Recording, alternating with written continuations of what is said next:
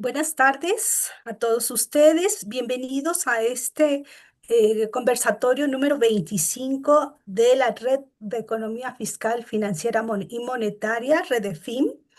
Estamos desde la UNAM, grabando desde el Instituto de Investigaciones Económicas, y en esta ocasión estamos eh, de fiesta. Tenemos un invitado muy especial, amigo de la UNAM desde hace ya muchos años, que anteriormente nos ha dado conferencias en la Facultad de Economía, en el CISAN y bueno, también en el IEC, pero pues estamos muy contentos de tener a nuestro querido maestro, Dr. Seccareccia. Welcome, Dr. Seccareccia.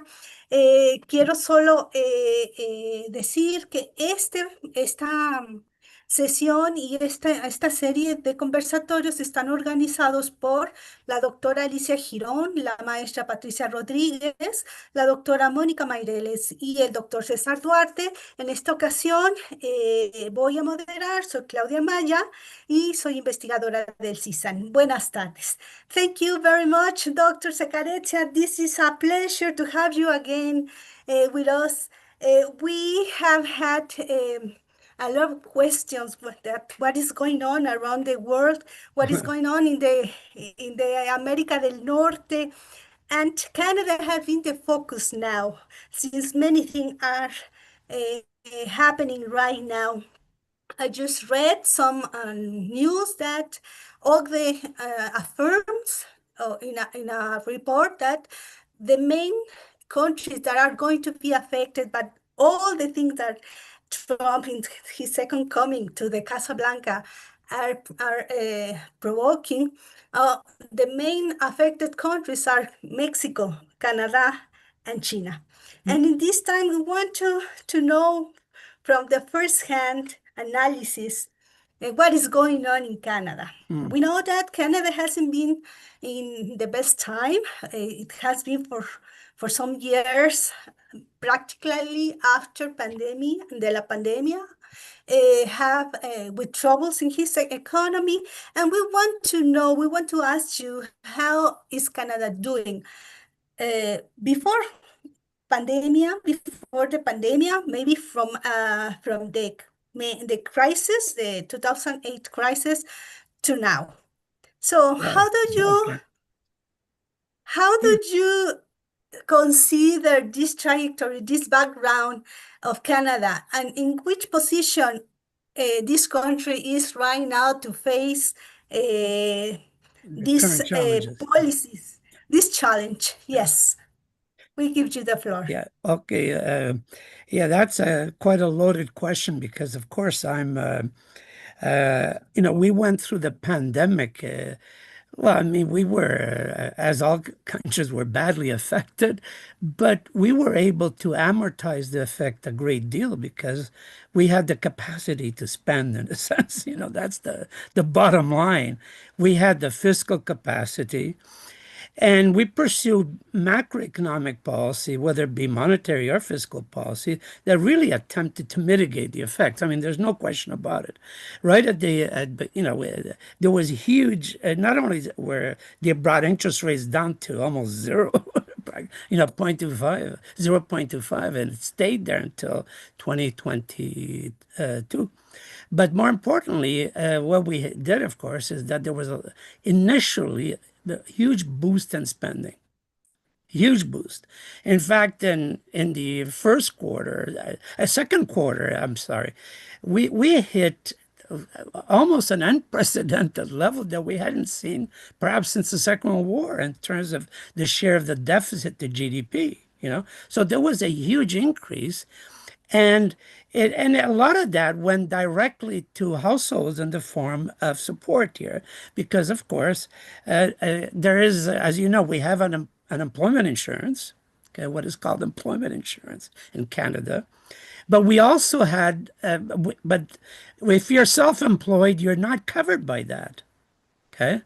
And therefore, there was really a big boost where you were getting, I think it was $2,000 at the time, was $2,000 a month for anyone that had a job, basically, whether you were selling newspapers or or had an office, some kind of job that required that you were an independent worker rather than not an informal sector, because we don't really have that in Canada, but basically independent producers, let's call them. Okay, so there was quite a lot of support that went that way.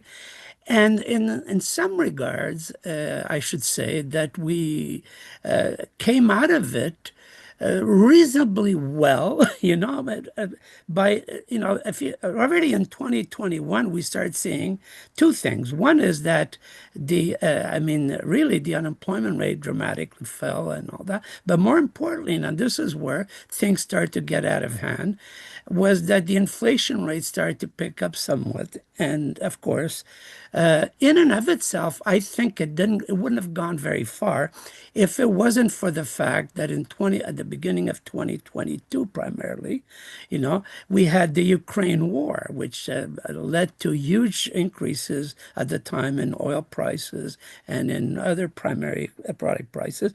Plus, of course, there was the whole problem of supply chain problems internationally, especially when China was still was blocking.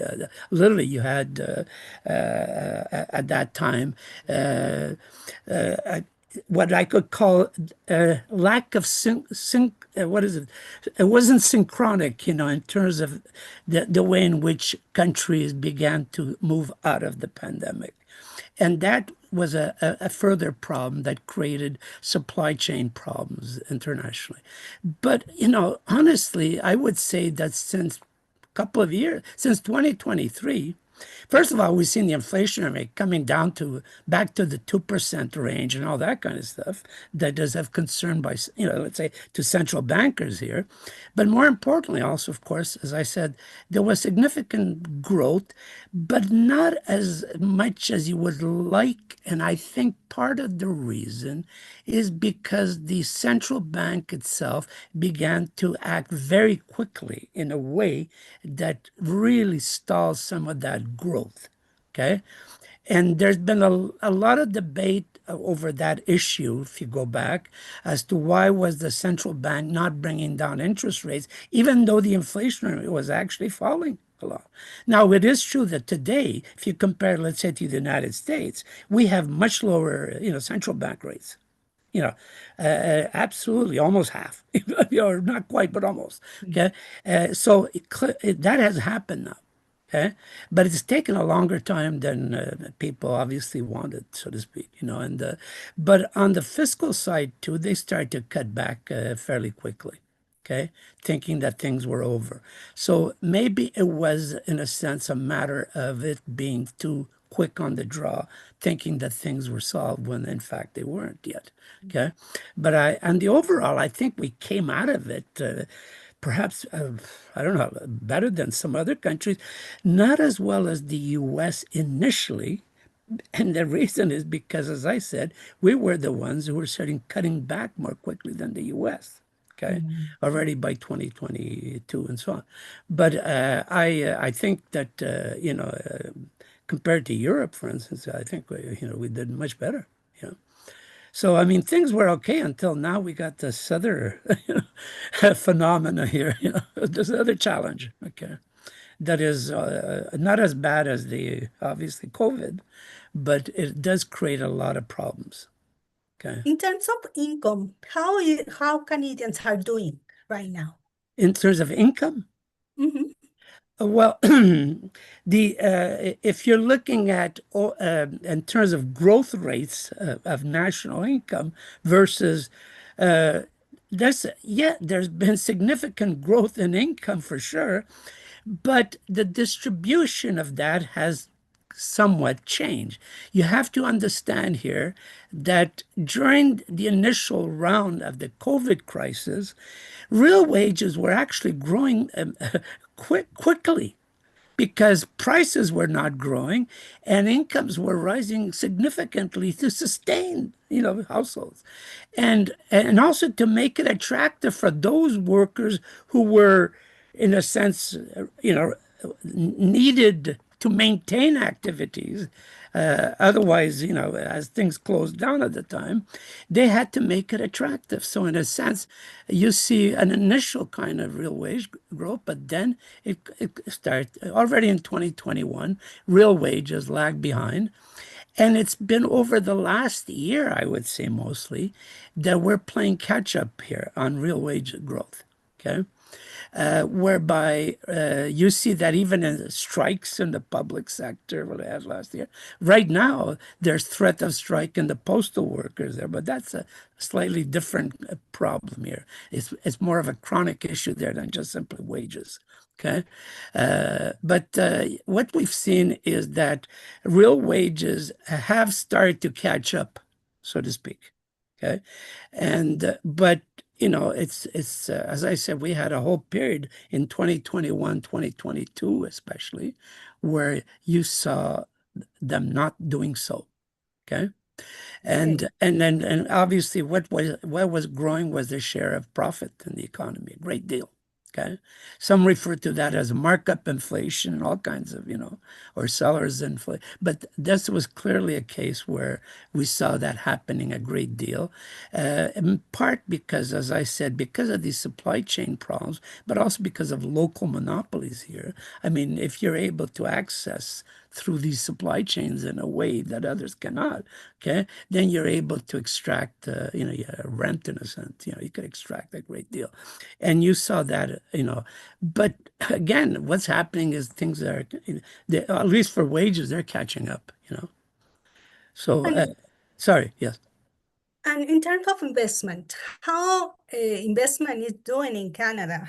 No, How strong is in order to drive the economy? Foreign not, investment and not national very much. investment. Yeah. Well, I mean, interestingly, private investment is weak in Canada, I would say. It's been relatively weak. But that, has a lot to do with the way in which our economy is organized. Okay.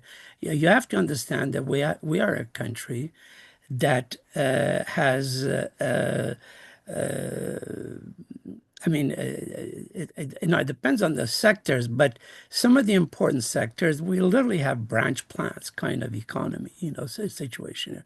So a lot of that is determined outside of our own border as to what will happen domestically when it comes to important investment decisions.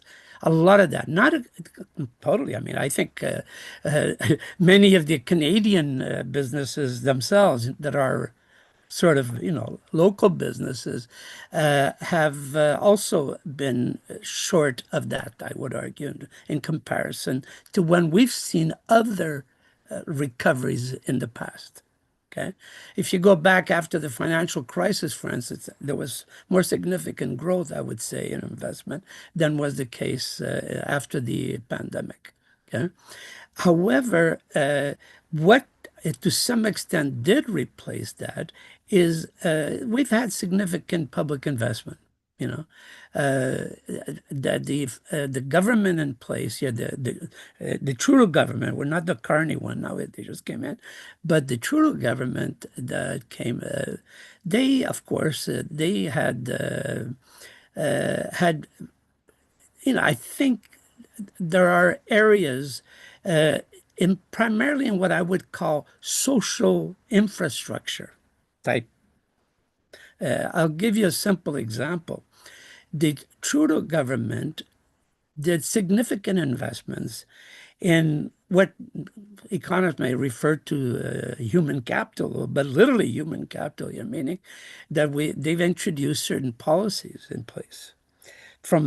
I'll give you one example, daycare, $10 an hour, $10 a day, rather, not an hour, $10 a day daycare. They've been trying to do that. It hasn't worked as well as one would like to because it has to be done with the provinces.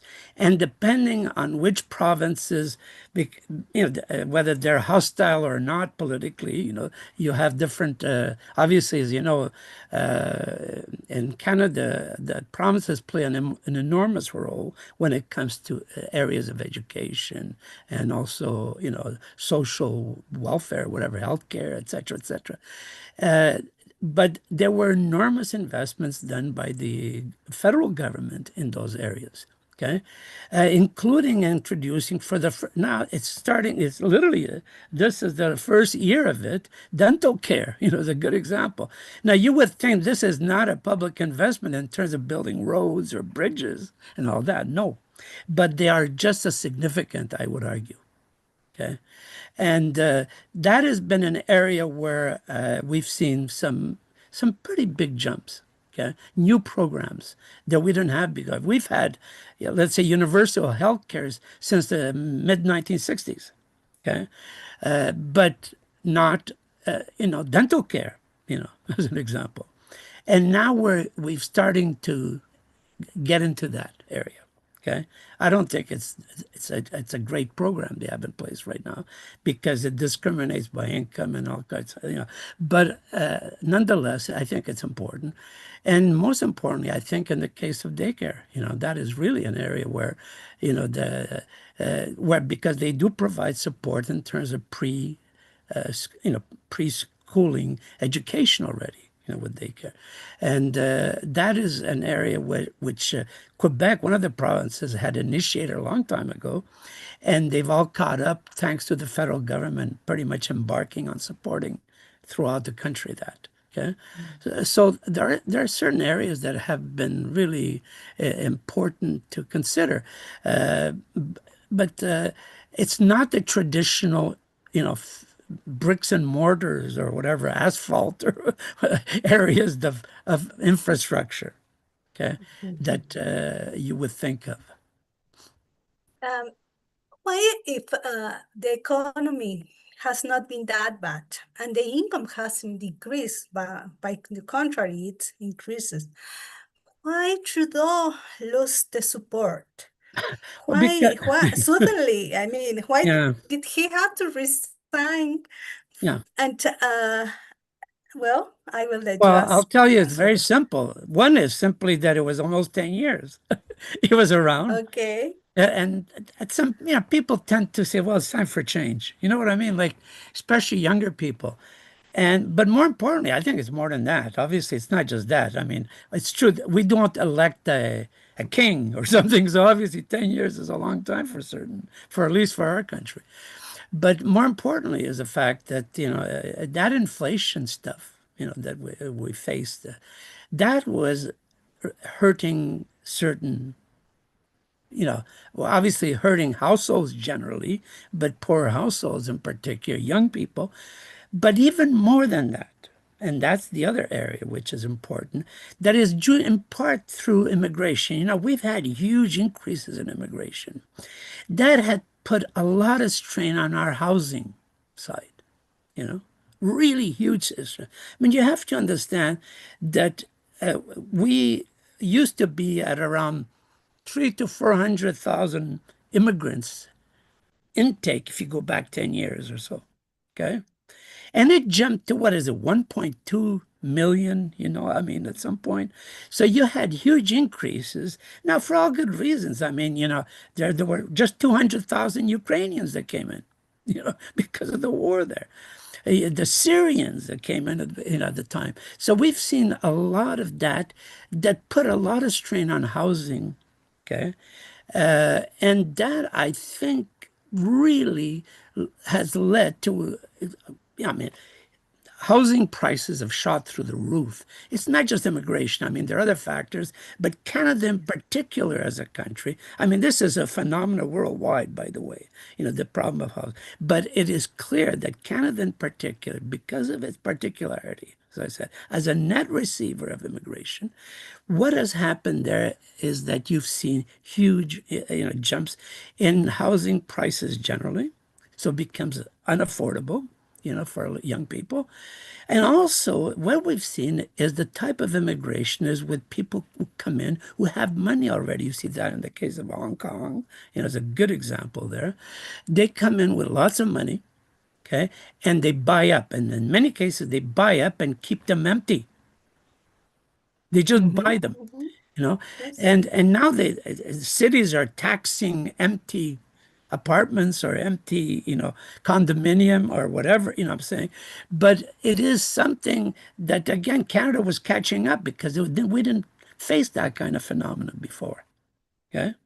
So there's a lot of that has led to, and also I think one last thing about that, again pertaining to the housing market, is that we see how big capital, in a sense, big investment in firms in real estate and all that, have been buying up a lot, a lot. I mean, I just was last weekend at the Canadian Economic Association meetings in Montreal. And I listened to a colleague where they were trying to simulate the effects of how, given the current tendencies, how over time probably nobody will be able to own a house anymore. Okay, if unless something is done. It's like we're going to go back to this kind of almost, what is it, feudal system here where there are those who, pay the rent in a sense, and there are those, and there are these firms that own. It's a small group here. So that is something that has been happening slowly but surely. And in our case, as I said, it was boosted through this immigration stuff that has really created problems in some of the major cities, like Toronto, Vancouver, and so on. Yeah. I So, see. It seems that the new elected Prime Minister, Carney, will continue with some policies that Trudeau implemented at the end of his of that period. Do you think that will change to solve those problems in Canada? I mean, to reduce immigration, to yeah, continue bumping up the prices of houses, because even though yeah, they recognize there is a problem in the housing sector, they don't aim to reduce the cost of housing.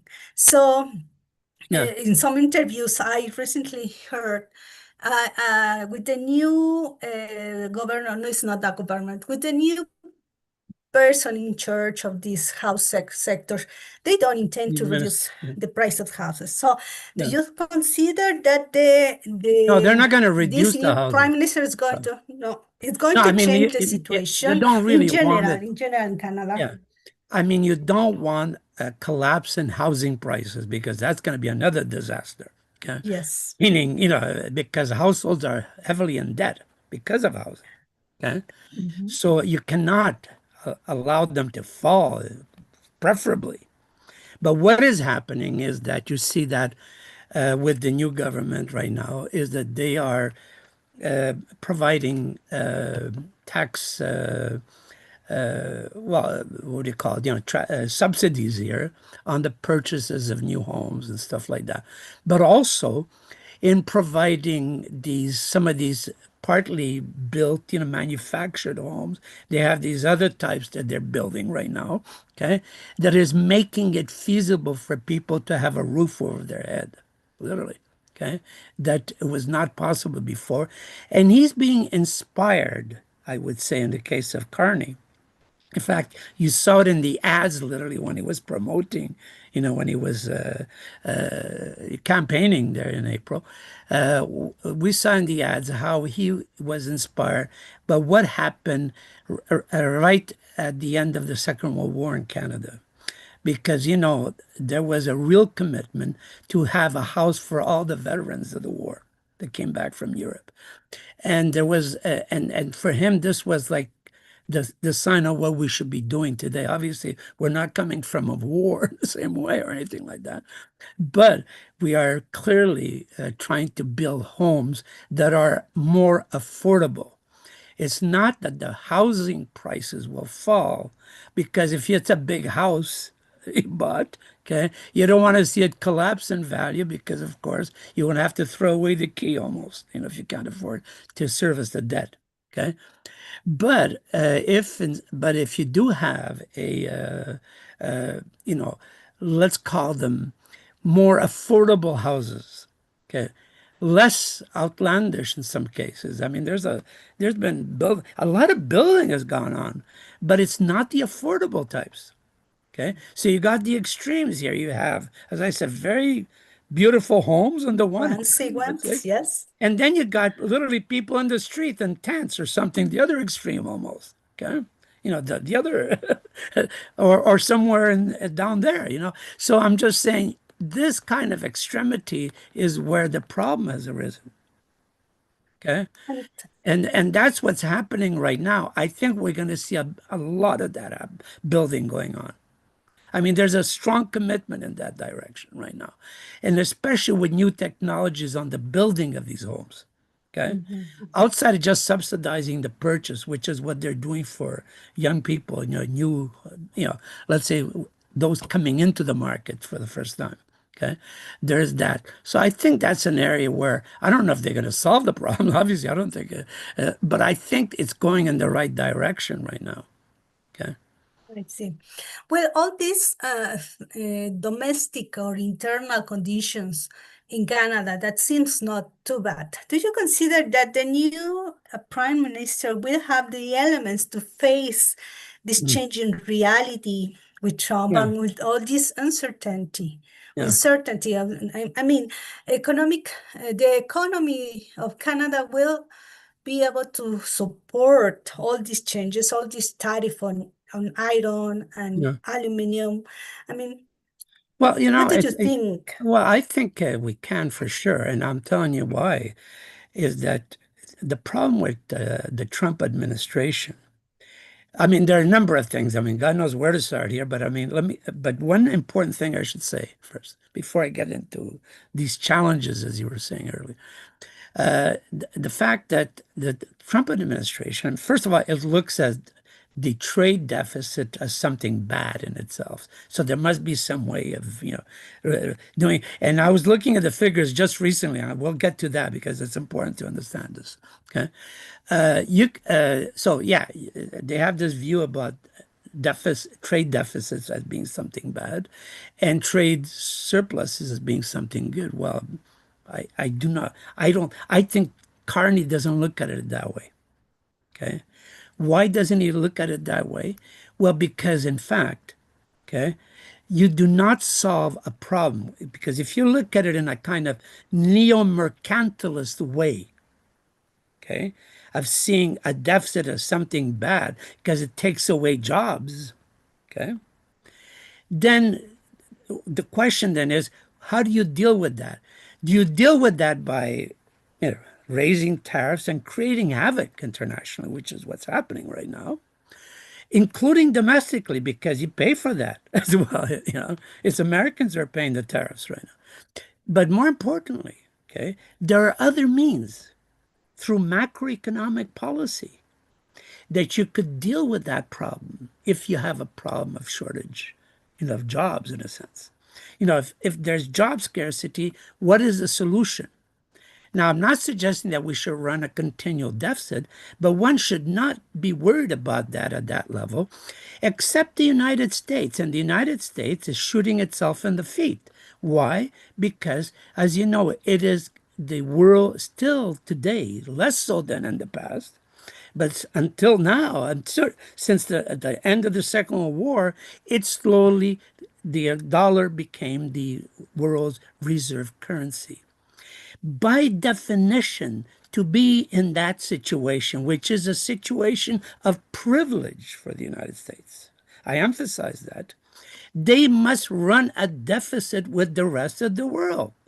You cannot have a demand for reserve currency while at the same time running a surplus with the rest of the world. It's a contradiction in terms. Okay. And unless you accept that, it's not going to be possible. This is why China, I always argued, will not anytime soon create in this case, the renminbi or the yuan as a new reserve currency, because until recently, it's changing. Now, I was in China last summer, by the way, and to teach for 2 weeks there, and I could tell you personally that there is a change of view here about whether we should continue with this sort of export-led growth mentality, this sort of neo-mercantilist mentality again. But they're still stuck with that a little bit, even today. Okay. And unless that changes, you cannot have your currency being used by the rest of the world, so to speak. Okay, so that's the first thing to say here. So there's a lot of confusion, but the key here to understand, in terms of the U.S. administration here, is that the current situation with the tariff policy is that, as I said, one is that they're shooting themselves in the foot or feet, whatever, but also what it does, of course, is that what are the objectives here? Okay, I count at least three objectives for the Trump administration why it's slapping these tariffs on us.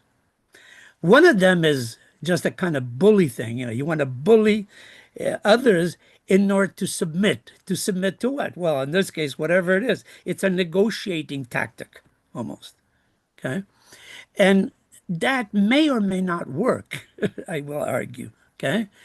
The second one, of course, if you use it in terms of tax revenue, that you need in order to reduce taxes for the rich, which is what they're doing with their budget in the US, okay, then again, this is what you have is a fairly regressive tax called the tariff, okay, with in order to support an even more regressive tax, subsidy rather, a reduction of taxes on the rich. So that is not a solution to a problem again, And the third kind of policy, which I think is the one about jobs. Again, they want to create many of these old manufacturing jobs.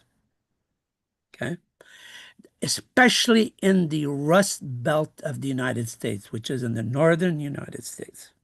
Okay, and that again, I don't see that as a long-term solution to anything. Okay, I think there's first of all, they will not be able to resuscitate altogether manufacturing. Okay, unless they literally deflate the economy dramatically, which is not what he wants to do, because then you have another problem there. Okay, and of course, neither will they. You could in part, let's say, gain some jobs, which is what's happening right now. Let's say in the case of aluminum and steel is a good example. Also in the case of automotive sector, okay. There are gains only, of course, if the other countries do not retaliate. Now, yes, if they don't retaliate, then yeah, they will be giving up those jobs. And that's final. But if they do retaliate, then no, you're going to have a problem, because what will happen there is that the retaliation is not necessarily in the same sector. Like in the case of Canada, they're cutting back and all kinds of, they're doing all kinds of stuff, as we could discuss here about that. But what is clear is that they're not necessarily retaliating in the same areas. So what's happening is there are other sectors. If you produce Kentucky bourbon, where it's now out of the shelves, literally, of our if you look at our stores and so on there, okay, what is happening there is that there are other sectors that are going to pay the consequences of trying to get a net gain in, let's say, the automobile sector or in the steel sector. Okay. And they can't do that very well. They can't compete very well. In the case of Canada, really, I'll give you the best example. Never mind oil that they want, and they do anything for that, honestly. But more importantly, take the example of aluminum. Aluminum, since the end of the 19th century, Canada has been dominant, literally, in the production internationally. Why? Because we have hydroelectricity. Cheap, especially in the province of Quebec. And it's been a biggest exporter of aluminum. Over half of our aluminum go to the US, because that is where we have a real advantage. Okay. And same thing with steel, and there are other areas there, and obviously oil. I mean, needless to say, that's simply a gift from from above there, so to speak, that we have oil in the ground there in Alberta in particular, and indeed that's something that they can't. They could do all the fracking, but they cannot get the kind of oil reserves that we have right now. Okay. So that's why I'm saying that there are certain things that they cannot really do. It would become so expensive for them to maintain a manufacturing in areas that, as I said, have practically disappeared. Okay. And what they have to do is realize that, in the US, 80% of employment is in the service sector, not in the same thing in Canada, by the way. In Canada, manufacturing, if you go back where in the 1950s and 60s, we had over 30% of employment was in manufacturing. By the year 2000, we were down to about 20%, and now it's around 10% of GDP, for instance. And of employment, it's even a bit less than that. Okay? Why is that? Yet we're an industrial nation, but in actual fact, close to 80% of our employment is in the service sector. And there's nothing wrong with that if it generates real incomes for people. Okay? And the problem is the nature of the services. There are good and there are bad service jobs. Okay? And that is the problem. But if you're able to sustain that, with strong minimum wage legislation, for instance, and also by, investing in certain areas where you could encourage growth of those services, including the public services, which is not just a waste as sometimes it's seen by the conservative, policymakers. Okay, all of these are areas which, in fact, lead to growth. Okay, Mhm. just as well. Well, but even though this Trump and his people doesn't understand this argument, if they decide to continue with this direction, do you see like harms on the Canadian and Mexican economy? I mean, this ensemble of the region of North America, this annulation of UMSCA, Yes, uh, USMC. yes, what consequences may bring to Canada and to Mexico in case that this integration breaks? Well, I mean, there's going to be, I think our prime minister said it very clearly, and I completely agree with that. I don't always agree with him on certain things, but for sure, on this issue, it's obvious, is that we're going to see realignment happening. This is not going to be just a short-term affair. That's my feeling. Okay. Mhm. And the reason why is because it's a crisis situation right now where people realize that we cannot rely on what was the elephant in the room to absorb the goods that we produce. We had this north-south integration that took place in our case, since the late 80s with the Canada-US Free Trade Agreement originally. Okay, this kind of integration is breaking apart right now, and there's very little desire to want to continue in that direction right now politically. There's none here. Okay, so there has to be some kind of realignment. Now, what form will it take? Well, the reality of Canada, even more than Mexico, is the fact that militarily, especially, we are very well integrated, okay, in a sense, under NORAD in particular. Mhm. Okay? There's also NATO. That's where the Mhm. East-West. And what Carney is doing is trying to move in that direction right now. Mhm. Okay? But we cannot just break away.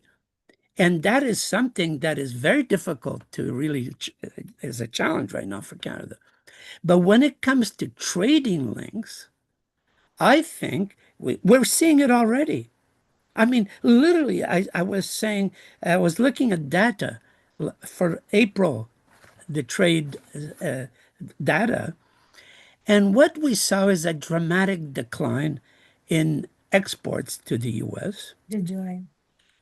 are dramatic. Now, for two reasons there, I think. One is because, of course, they tried to export earlier. So there's a kind of, like to avoid the tariff, they've been shipping a lot of stuff before, and then it just collapsed a bit. So one is a kind of very short-term thing. But also, I think, Trump doesn't want to call it the R word, but I think they're going into a serious recession in the U.S. right now, okay? Because of the uncertainty there, okay? So that's another thing pulling down, in a sense, our exports are collapsing, not because of the tariff, but because of the consequences of the tariff right now in the U.S. that are creating problems in the whole economy. Because it's not just in the sectors that you would expect it to be, where it's hitting, like let's say automobile and so on. No, it's across the board decline. Okay, so and on the other hand, the problem is a drop in the bucket, relatively speaking, is that exports to China, Britain, those are growing a lot right now. Mhm. This already in April. You're seeing the realignment taking place there. Okay. I think that is going to continue. Okay. So, and that's where I think there's an opportunity, like in the case of Mexico and all that, because you asked the question, if I think the Canadian government although is focusing on traditional ties, which are obvious, whether it be from the British Isles and Europe. But Europe is not a high growth, let's say continent at No. all. So Mhm. you don't want to attach yourself to a sinking ship either. But there's that. China, yes, to some extent, it's not a sinking ship exactly, but it's also, Having you got to some be careful troubles. there. And that's Mhm. why I'm saying that it's not so simple. Therefore, the other opportunities are the rest of the world. Now, the rest of the world, of course, the closest is the amigos, in Mexico here, but also I think to some extent, in Latin America, I think they're going to be looking for more of that as well. Okay. Yes, but I don't see the intention in this new prime minister Yeah. to look at Latin America No. and Mexico. I traditionally have been like a cold relationship with Mexico. Yeah. Do you think that this situation could bring us together? Do you Look, think Mexico, I don't Canada? know. I mean, we I, should, but I don't know if traditionally, that yeah, decision. yeah. No, traditionally, our uh, our Canadian politicians have even thrown under the bus Mexico if it meant to maintain their links with the U.S. initially. But it's changing right now. I think it's changing.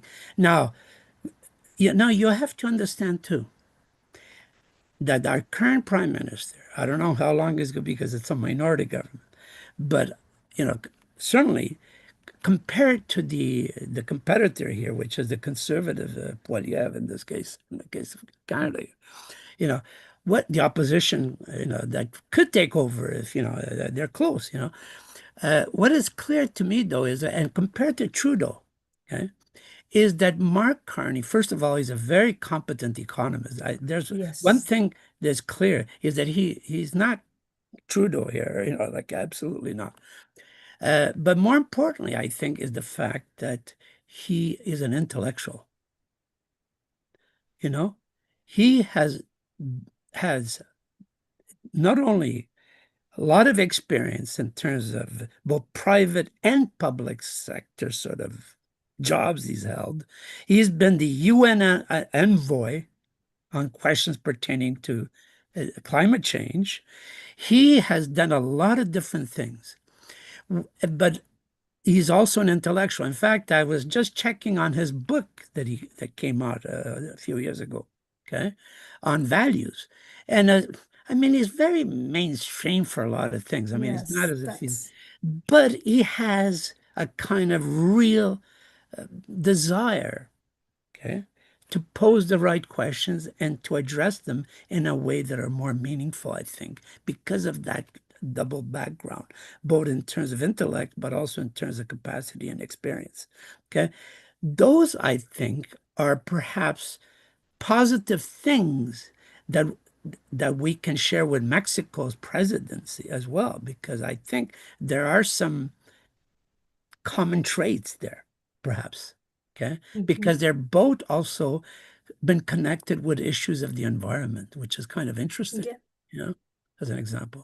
So I'm just saying that there are some common bases at a personal level, but also because, as I said, when you're no longer, when you're like getting attacked, from those who are supposed to be your friends, so to speak, okay, then that's where you're going to reconfigure and realign things that can bring you closer to others who in the past had not been as considered to be of importance.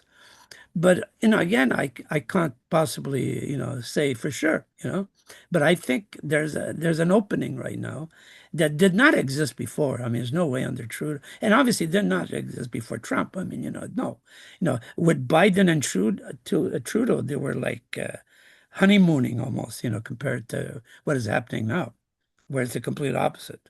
Yeah. Well, not exactly complete opposite. I mean, Trump seems to get along with Carney, but how exactly things could evolve? Well, we saw the honeymoon between Musk and Trump right now. So who knows what kind of what kind of things could happen if they cross each other in some way, okay, as well with Carney. But I think Yes. there is an In your opportunity. expert, I see, I see. In I'm your sorry, could you repeat expertise, that? um, will which recommendation will you? Yes, in your expertise, I mean, from economic policy, what would you recommend to Mexico and to Canada? How they should react and be before or facing this unprecedented uh, situation? What could you Well, advise I, to, if you could, to I mean, I Carney and wish I had and to Sheinbaum? let's say, a miracle solution Well, for this.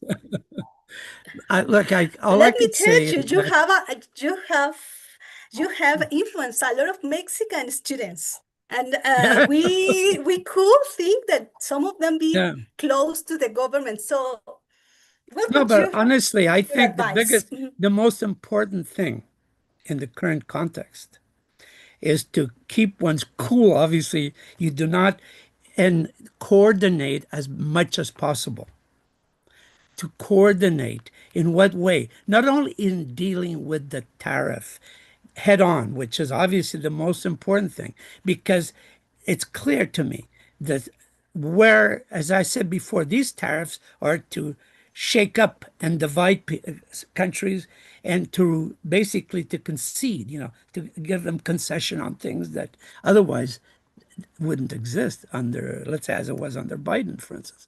Okay. So there's a real strategy here of dividing. It's obvious. Okay.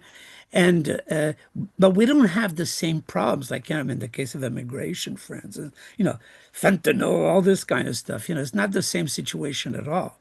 But, okay, for sure, what is needed is to have much closer contact and try to coordinate before acting on anything to see if, in fact, this could be done in a more concerted way.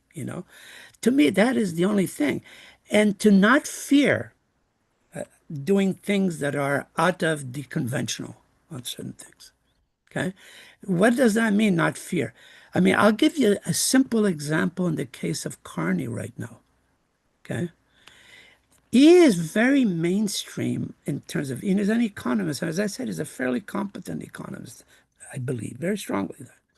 But he is also one who is open to some extent with things. I'll give you one obvious example where he has made it very clear that while he believes that we should balance the books, meaning we should balance the operating balance of the state, okay, in terms of the area, when you divide it up in terms of the capital account of the state versus the operating account, when it comes to the capital account, we should engage in strong public type investments. And he's not constrained in the same way as would the more traditional neoclassical mainstream view. Just as an example, and I think in many areas he is like that. Even when it came to monetary policy historically. Okay, so this is where I think it's someone who might be able to open up a little bit the discussion over policy. And as I said, when it comes to matters of coordination, okay, with regards especially with trade, but not exclusively trade, okay, because also the response to that, as I said, which is if there are losses of jobs, how do we deal with that? By merely retaliating, or should there be more of other things that we should be doing? Okay, that is something which I think very strongly, okay, the two amigos here perhaps could coordinate things better. But outside of that, I mean, it's we're all in the same boat, you know. Yes. Well, you have shared a lot of light. We have had a very good time with you. Now, I would like to give give the floor to any other question. And I don't know if Dr. Alicia Girón has one, or on our friends on YouTube have some question. Dr. Girón. No, it has been a pleasure to hear Mario, because it is very interesting to see when we are seeing the situation of Canada, we are seeing from Mexico, and we are seeing the disputes between Trump and Carney, right? And as you see, well, he was president of the Central Bank of England. Yes. And then but first he was president of the Central Bank of Canada, right? And then he went Yes. to Then he went to and you know England. why is that? Is because his wife is British, so he has both. In a sense, has a British. I So he's see. able to do both here, so to speak. Here, but he was under Brexit, where he was head of the Central Bank of Bank of England. Okay, under He Brexit. actually Yeah. was handling the financial crisis also. Yeah. He Yes, was yeah, in Canada, in yes. Canada. Yeah, and that had worked relatively well. Now, Canada went through it reasonably well. I wouldn't say it's just because of the governor, although he was very open to certain things, but also because we have had historically a very strong regulatory environment in the banking sector. Okay, that was not the case in the U.S. or even in England to the same extent. Okay, so that's a simple reality there. But yes, he of course was there during the financial crisis, and he was there during the Brexit crisis in England at the same time. And when he left those, he became the UN envoy on climate change, vis-a-vis trying to redirect the banking and financial sectors into investments that will promote, climate, what do you call, of environmental protection and so on here. Okay.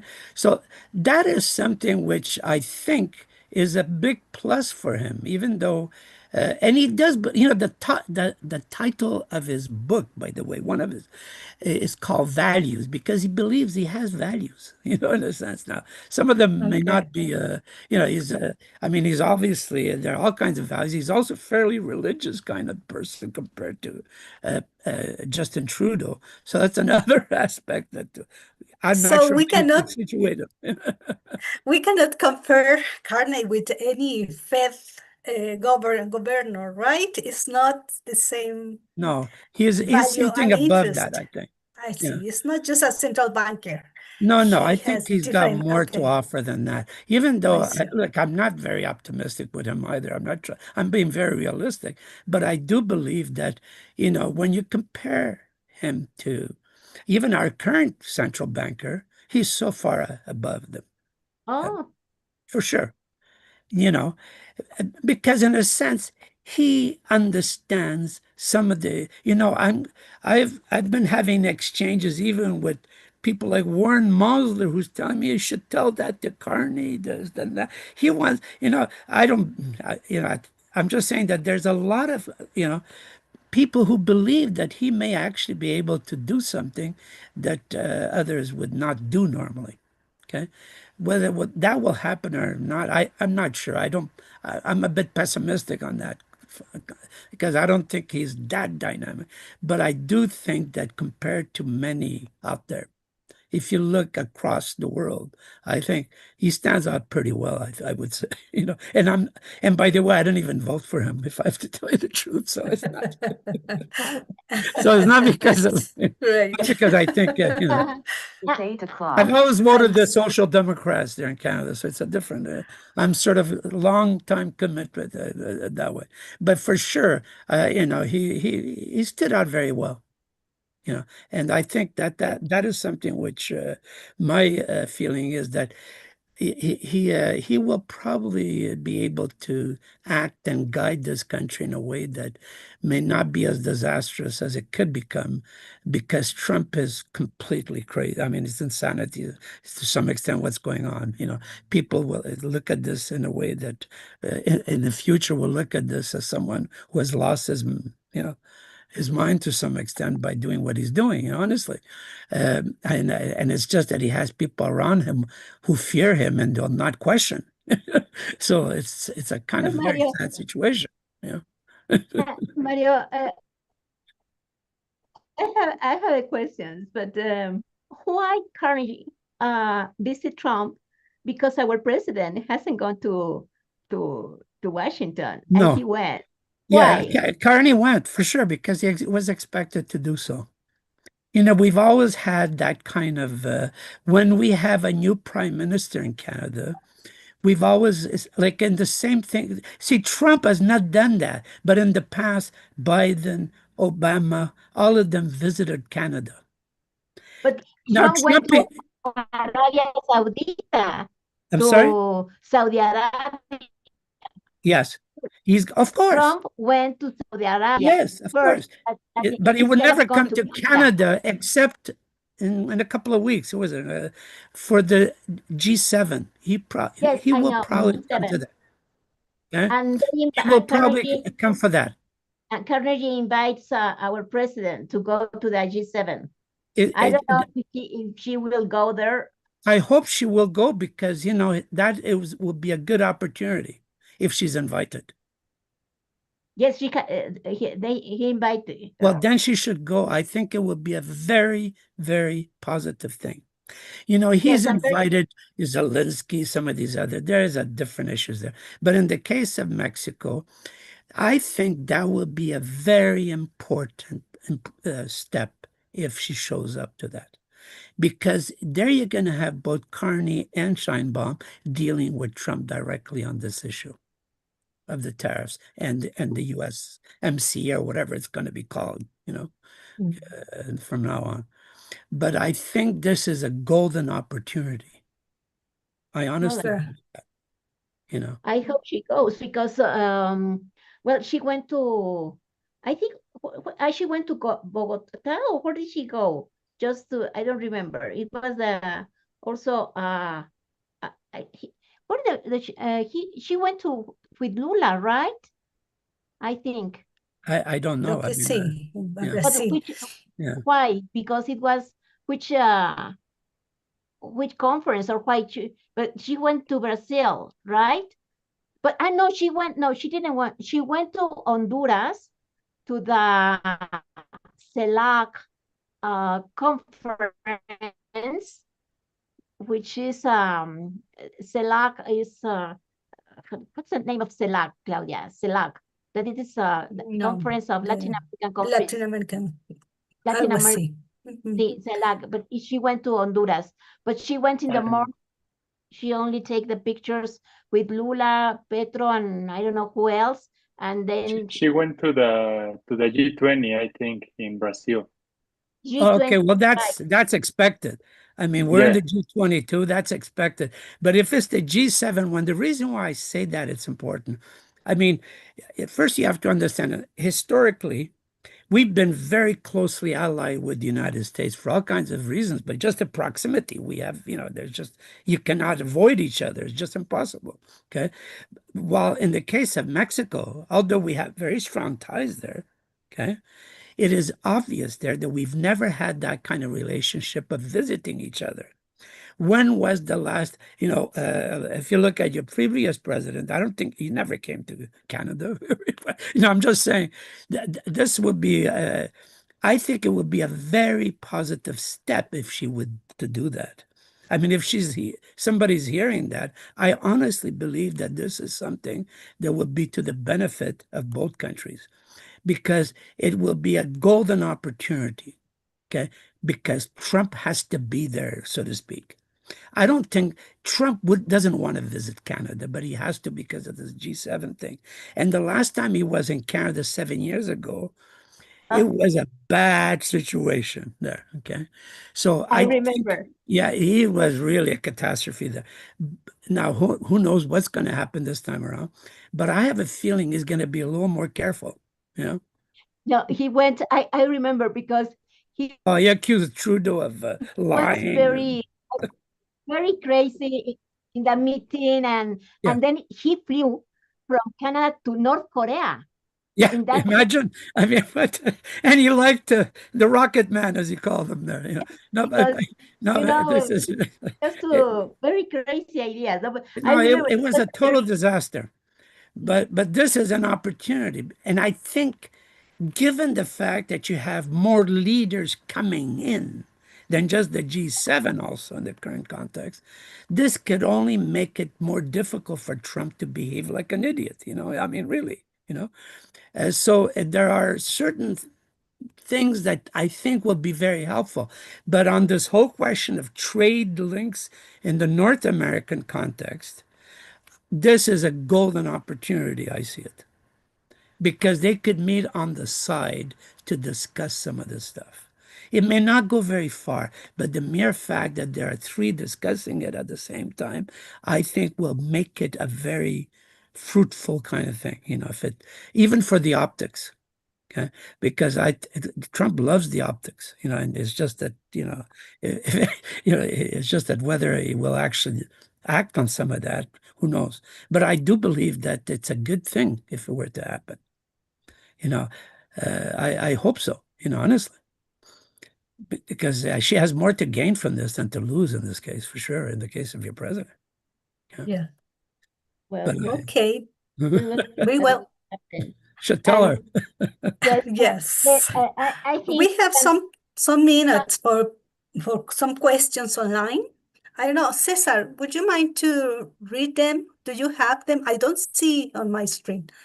I don't see them on my screen. So I think that there was just one from Daniel Miron, but I think you have already answered it. It was similar to what Alicia was asking about the Prime Minister as during his time as Governor of the Bank of England. Yeah. And your views about that. Yeah, no. I mean, I think that, as I said, he has the credentials, so to speak. He certainly has a long CV with some important credentials there that make him a very special prime minister in our case, really, and you see that here, like he literally insulted our former prime minister, but he didn't do that with Carney at all. Okay, I mean the kind of optics of all this are very different. And I think in part because he has, I mean, you have to understand that Trump is one who likes people who are somehow more outstanding in whatever way, so to speak. And he likes to rub shoulders with those people. So for him, Trudeau was just a high school teacher or something. Well, in the case of Carney, he was someone, is someone who he would think more highly of, so to speak. He loved the Queen. It's another aspect. That's why he brought the King to Canada. It's kind of silly almost for many people in Canada, but it's kind of interesting to see how this works, because it has nothing to do. I mean, could you imagine asserting sovereignty vis-a-vis the U.S. by inviting the King of the United Kingdom to come to Canada? That doesn't look, like a way to deal with it. But in the context of what the dynamics of all this, it's that optics that matters. Okay. And that's something that he he was able to do, which it's kind of, I mean, it's the first time that he came to Canada. You know, we're part of the Commonwealth, so I mean, there is that aspect. We are a constitutional monarchy as well, which is kind of something Mexico would not tolerate, so to speak. You know, but that's we're not a republic. You know. But at the same time, you know, we are a sovereign state in every sense, you know. And the question then is, how do you use what you have as symbols, okay, for that purpose? You know, that's the bottom line, okay. And this was what happened in the case of having, you know, King Charles over, you know, in this case, you know, which Yes, maybe the last question. The position, well, Canada is in the OTAN, right? So will Canada increase in its NATO, okay, military budget? yes. Yes. Oh yeah, yes, I mean, we're so NATO. low. Will Canada? Yes. Oh, I have problems with my internet, but the question is the budget, the military budget. Yeah. Of No, Canada. there's a big Is it commitment increasing? to raise it right now. Well, you know what's going on. That 2% is a moving target. That's the first problem. And I'll explain to you what's Canada's current percentage for military spending is 1.3% of GDP, not 2%. We've always been much lower for all kinds of reasons. You know, if you go back to Trudeau, the father of Justin Trudeau in the 1970s, he was against NATO. He almost took us out of NATO because he was against these military alliances at the time, which is interesting, you know. But things have changed, obviously, okay, since then. But it's true that historically, we've never felt the threat of the North side, especially, as we do today. And it's not because the Russians and the Chinese in themselves could be a growing threat. There is a bit of that. Why? Because of the melting of the polar caps and all that. I mean, there's really the Northwest Passage that is creating much more problems because they have Russian submarines and China. There's all kinds of stuff going on there that we assert sovereignty over that, those territories going towards the Arctic Circle. So there is that problem, but it's more than that. Canada, because of, and this you would find a bit bizarre, but because of Trump, as you saw, gets along very well with people like Putin, you know, or whatever, or the North Korean. Yeah, so I'm just saying, there's that side, and it's clear for Canada.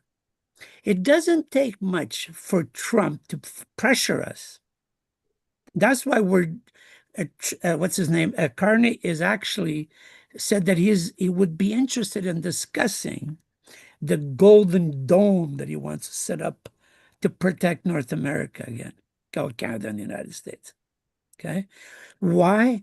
Well, because we already integrated militarily to some extent, and it doesn't take much to ask Putin to send a few more submarines roaming in the Arctic of Canada to start threatening us.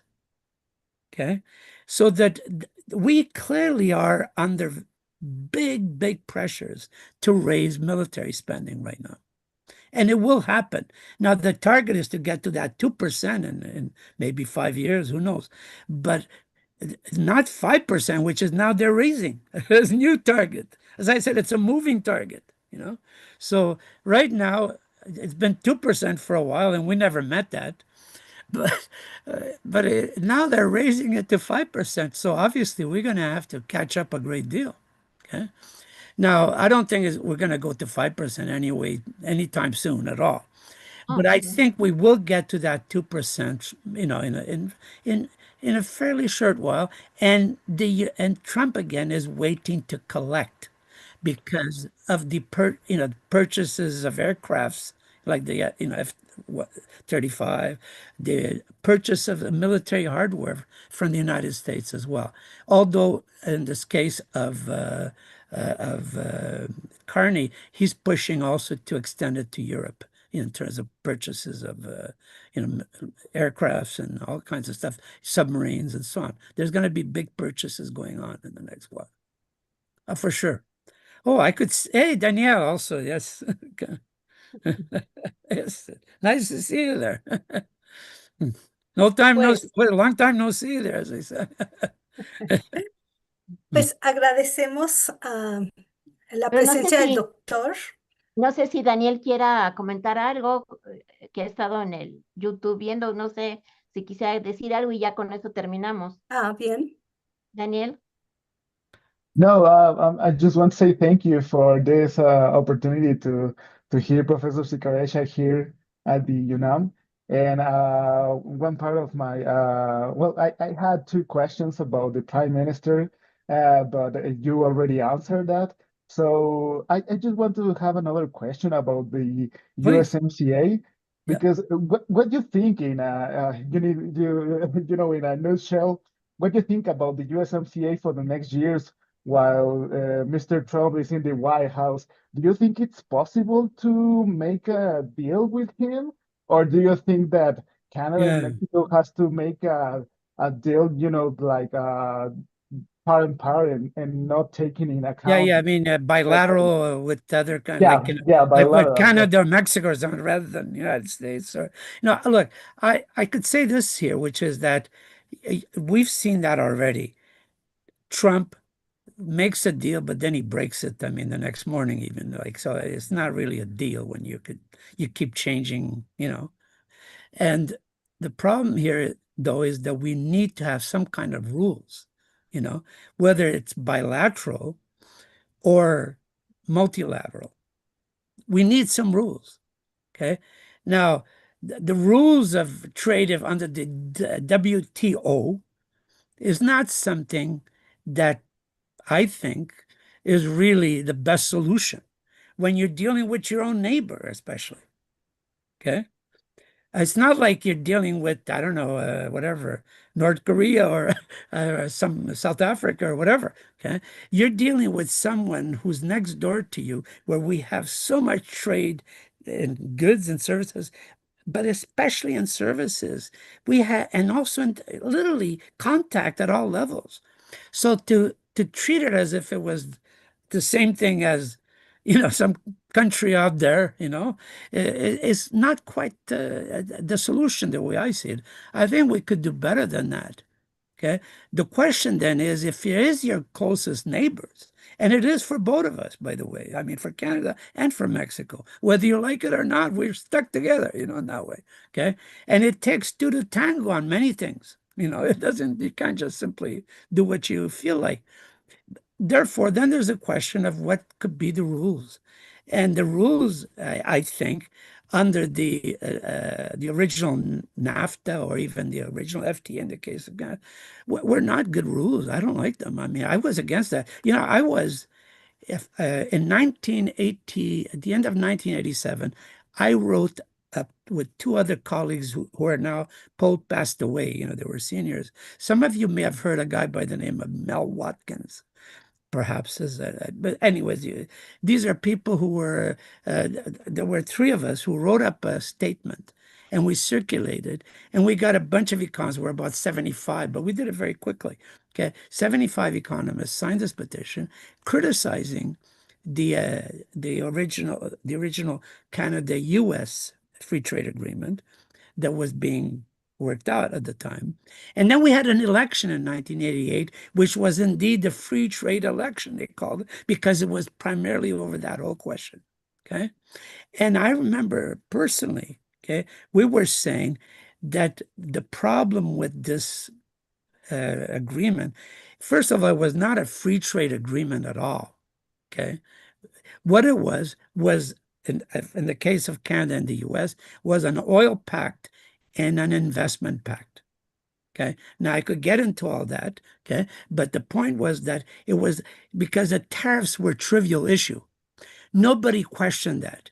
And free trade is more than just simply tariffs. There are other things that come along. okay?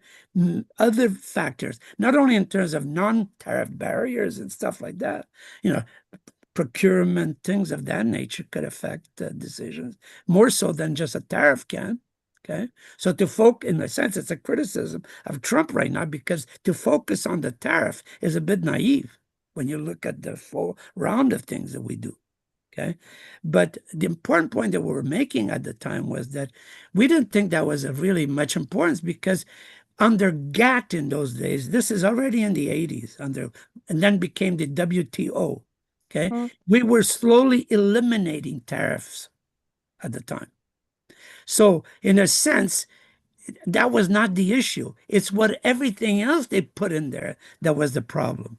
So when we got to NAFTA with Mexico, you did not want to hear about oil, because that was something that was, in your constitution, even though you've been changing a little bit on that.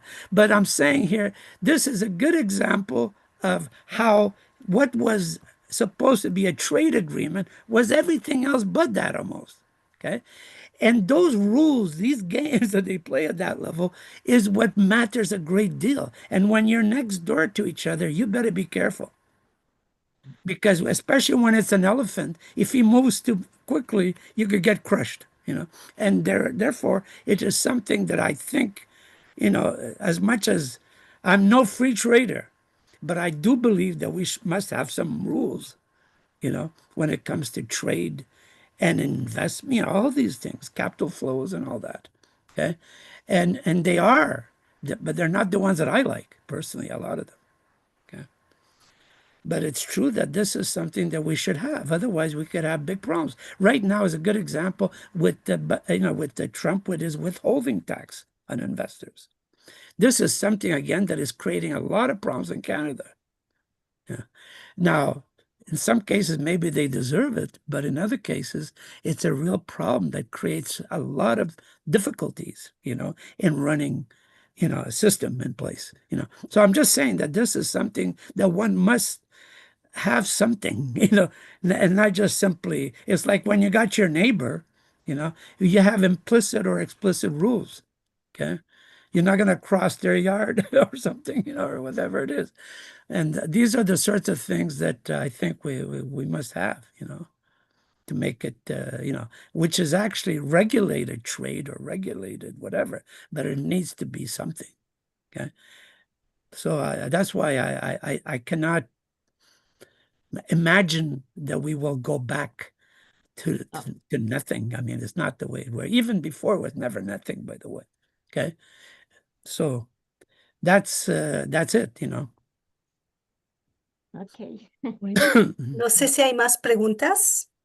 No, thank you very No? much. That's been Well, thank you very much, Dr. Seccareccia. It was a pleasure again to have you, and we hope this is not the last time. We hope that next time you could be here in Mexico. Always a pleasure. And yes, as always. As long as the health always. is there, it's always a pleasure to see you. Honestly. Yes. Absolutely, always a pleasure.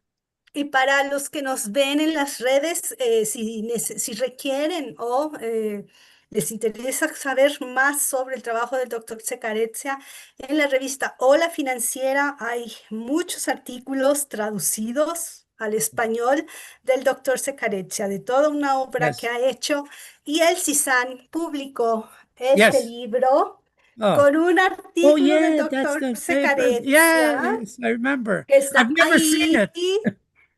Yo le pedí, I asked Daniel to take a copy to you, and he said he forgot. So I wanted to send you a copy. Okay. Yeah, Daniel. No, I'm happy to see it. But yes. it's thanks to you people. I know Alicia, Eugenia before, she translated with Wesley, a lot of papers that over the years. And I don't know what to say, how to thank you for that, really, because what it's done is given an opportunity for me to be able to have some kind of, contact there, so to speak, with the Latin American context, where we often tend to be, like in our case, I mean, historically, and before I met Eugenia in particular, my connections were either Europe or United States. That's it.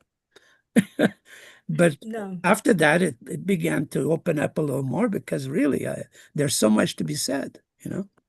Yes, But, and you teach us a lot. Thank you very well, much. And gracias a todos los que nos vieron a través de las redes. Y bueno, los esperamos para el próximo conversatorio. Ya les llegará la información. Gracias, doctora Girón. Gracias, César. Thank you very much, Dr. It's a Seccareccia. pleasure to see you all. Really, it's such a pleasure. And I hope we'll have an opportunity in the not too distant future, okay, to see each other again. Thank you so much. Really, it's a pleasure. Especially Danielle. I haven't seen him for what, now 6 months or something? Or you fled in time from the cold. We were getting into the winter there. Muy bien. Thank you. Okay. Okay, Bye well, bye. Good see night. you care. soon, Mario. Bye-bye. Thank you very much. Bye-bye. Gracias. Gracias. Gracias. Ciao. Chao. Bueno, pues creo que ya terminó la grabación. No sé, no nos han dicho. Genial.